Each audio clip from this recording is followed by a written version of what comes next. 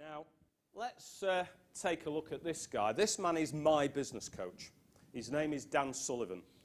He runs a company called the Strategic Coach. It's based in Toronto, but Dan coaches successful entrepreneurs all over the world. Take a look at the website, strategiccoach.com. Very, very good. First time I ever heard this man speak was in Toronto in 1993. And I've been listening to him ever since, and he's had a profound effect upon me. And I'll share with you a Sullivanism, which is that all the money that you need for the rest of your career is in the pockets of the patients that you already know and the people that they can introduce you to.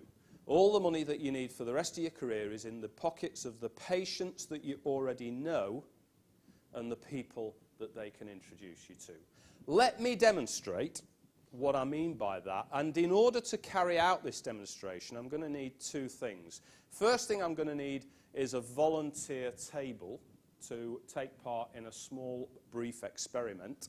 And the second thing I'm going to need is a dentist who's good with numbers and good at making money. So my volunteer table's this one. Thank you for volunteering. Don't panic, don't worry, we're not going to hug. It's going to be all very simple and straightforward, and you're not going to have to stand up and say anything. But I am going to ask you all to answer a question in a minute. And my dentist is going to be Tomo at the back here. You ready, mate? Shut up moaning. And I need you to get a pen, a piece of paper, and a calculator, unless you can add up really quickly. Now, Dave, what I'm going to do is I'm going to be chucking numbers at you. I just want you to be adding up the numbers. That's all that's being. But I might ask for a bit of advice if I need to work out what a treatment plan is, okay? Ladies and gentlemen, here is my question, okay? If time was no object, if money was no object, and if you could have any cosmetic dentistry that you like, that you would like, what would you have? That's my question. Time, money, no object, you can have whatever you like. What would you like? So, madam, how can I help you? Okay, so that's orthodontics, lower, invisible or metal? Invisible. So lower arch Invisalign, what would you charge me for that, Dave? £2,000. Thank you very much. Anything else, madam? No? Okay. Madam, how can I help? Okay. Dental, I assume? Yes. Jolly good. Just that you were looking all right, so, you know, okay. So just how many implants would you like, madam? Just one dental implant. Okay. Anything else we can do for you? Thank you. One implant, Dave. What's that costing in Sheffield? £3. Thank you very much. Madam, how can I help? All right. Okay. So fixed ortho lower. What else? How many veneers? 5 to 5 veneers at the top. Do you want laser whitening or home whitening or a combo? Bit of both. Laser plus trays. You all right with that? Lower Invisalign, 1 veneer, and what was all that, Maryland? Upper lip positioning. I'm not quite sure what that means, but I'll volunteer. That's it. All right. Now, while Dave is adding up the score, what I want to share with you is that I've been doing that round the table thing at workshops, bloody hell, for years and years and years. And it was as a result of that exercise that over the years we developed Chris Barrow's theory of treatment planning. And the theory of treatment planning that I have is that every adult in the United Kingdom, on average, has about £2,000 of cosmetic dentistry waiting to be delivered.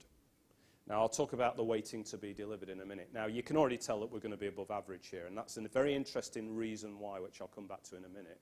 But we had 1, 2, 3, 4, 5, 6, 7, 8, 9, 10 people around the table. What was the total treatment plan there? I made it 46.5K. All right, so what actually happened today was that we have an average per head of table at around about £4,600. For years and years and years, it's been £2,000. The significant difference is the number of people around the table that actually ask for ortho.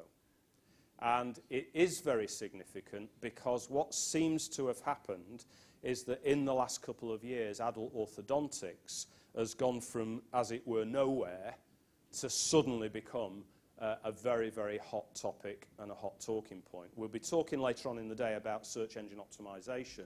One of the pieces of market information I can share with you is that in the last 3 weeks, the word Invisalign has actually overtaken the term invisible braces in terms of the number of Google searches that are taking place around the UK.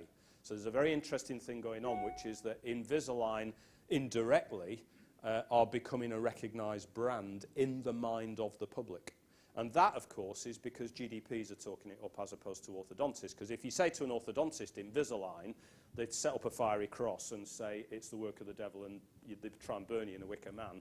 But what's happening is that the GDPs are going out there and say, if you want Invisalign, we'll do it for you. And nearly everybody around the table is suddenly saying, I'd like to have some ortho. That's happening in the public as well. Now, it's obviously a loaded experiment, and it's loaded for 3 reasons. The first reason is that I said that time was no object. The second reason, of course, is that I said that money was no object, because if I just went round the table now and said, could you all sort out 46,000 quid for me, there might be a bit of a sharp intake of breath going on round the table. So I weighted the experiment by saying, don't worry about the money. And the third and most important thing, of course, was that the people around this table knew what to ask for because they work in dentistry. So they knew what was on the menu, and therefore they were ordering up stuff from a menu that they'd already read. Now, I have a very strong belief, and the strong belief is that even if we discount the fact that these people ordered up lots of ortho, I still believe that there's an average of £2,000 a head in your practice in the existing patient database. But I also believe that they don't think that they've got the time for the treatment, but more importantly, I don't think that you allocate the time to have the conversation. And the reason that you don't allocate the time to have the conversation is because you're too busy doing bloody checkups. And so what happens is that the private squats are all running away with new patient enquiries. Ollie and Darsh have had 800 new people through the door since the 1st of December because they're not doing bloody checkups all day. And it's the tyranny of the checkup that is actually stopping a lot of dentists or hygienists and therapists or treatment coordinators slowing down enough to actually engage the people in a conversation. Now, of course, the trouble with the punters is that they don't know what's on the menu. And so that you've got to, first of all, educate them as to what's on the menu, and then secondly, set aside the time to engage them in a conversation. And you know what? I'm going to say something that might just offend your sensibilities a little bit. And I'm sorry in advance. You need to know it's from a place of love. I want you to do better. But the way I might offend you by saying, do you know what? If you're living in a world of checkups, it's like a fast food restaurant. Everybody's having a burger, whether they like it or not. You go in McDonald's, there's no point in saying, can I have sweet and sour chicken and fried rice?